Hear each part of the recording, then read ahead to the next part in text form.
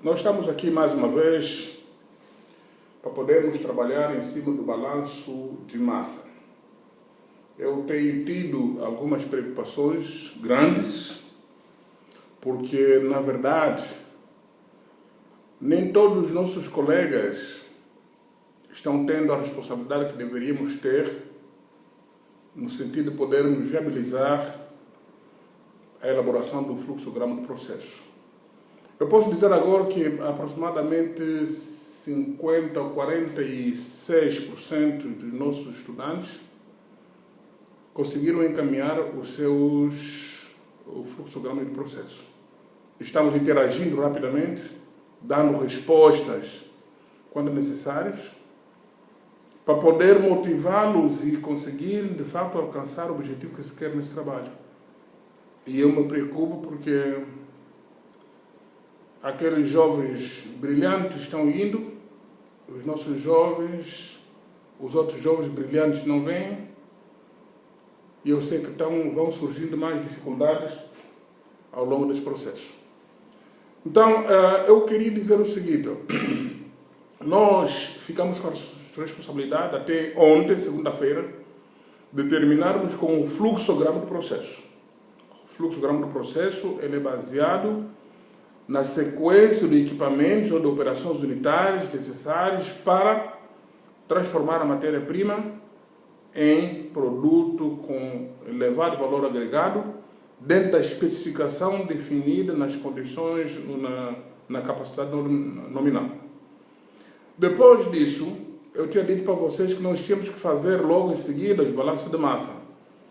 Como é que o balanço de massa já mostrei para vocês na aula anterior? Qual seria a estratégia mais adequada para você fazer o balanço de massa?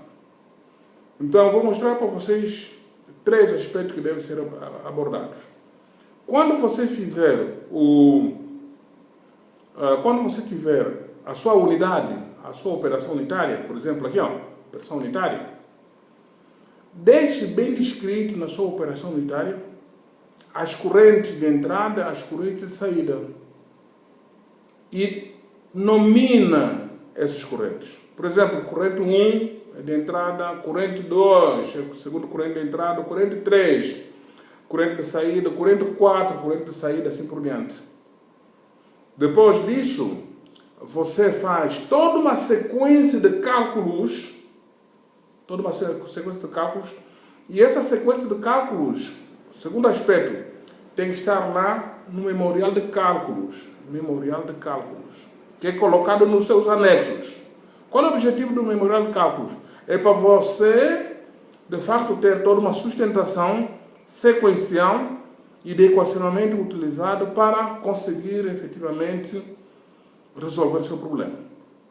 O terceiro aspecto, você pode elaborar uma tabela, como aparece aqui a tabela. Aparece uma tabela aqui, e nessa tabela você coloca todos os parâmetros associados ao seu balanço de massa. Ok? Se você faz um balanço de massa e energia sequencialmente, você tem que deixar todas as suas características da corrente definidas. Por exemplo, aqui, nós podemos ver que esse trabalho aqui tem uma corrente 8, tem uma corrente 9, e as correntes 8 e 9 são as correntes 8 que entra e a 9 que sai.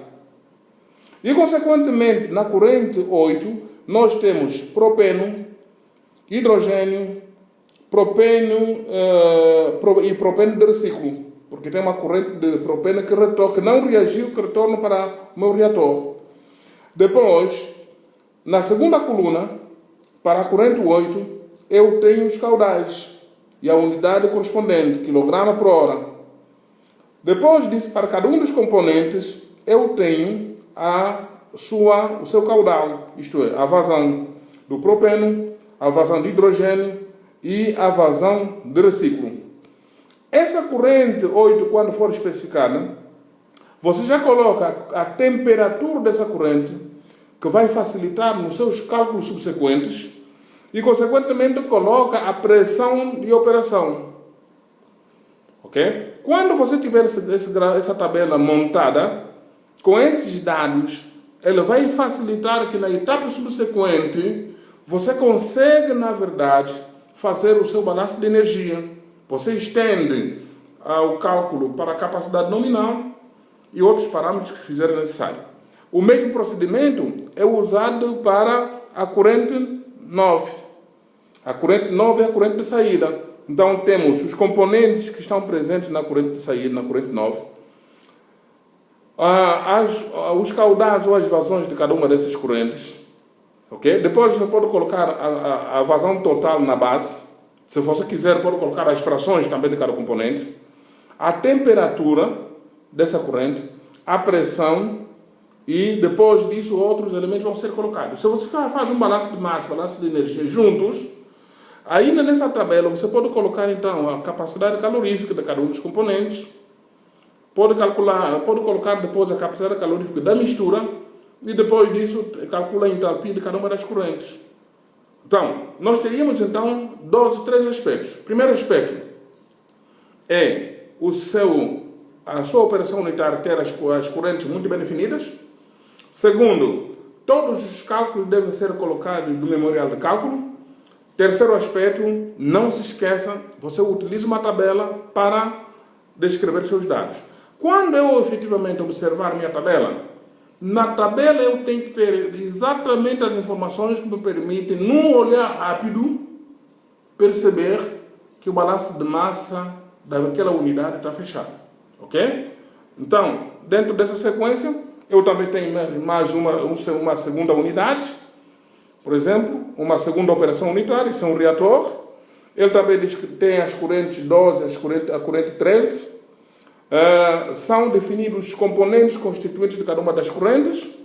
As frações ou as vazões ou os caudais de cada um dos componentes naquela corrente. A temperatura e a pressão. Se você quiser estender, você pode estender então para a capacidade calorífica de cada componente, capacidade calorífica de mistura e depois disso calcula as entalpias associadas ao seu processo.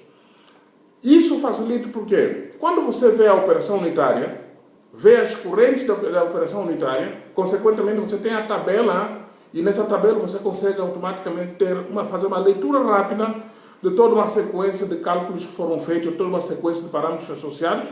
E quem quiser efetivamente buscar cálculos muito mais fidedignos para o alcance daqueles parâmetros estabelecidos aqui, automaticamente esses cálculos estão lá no memorial de cálculo. Ok. Aí os colegas que estão fazendo simulação vão perguntar, mas professor, como é que fica então a questão da simulação? Desculpe, da simulação. Quando você faz a simulação, depois de feita a simulação, os dados da simulação devem ser descritos no meu TCC com base nessa mesma lógica.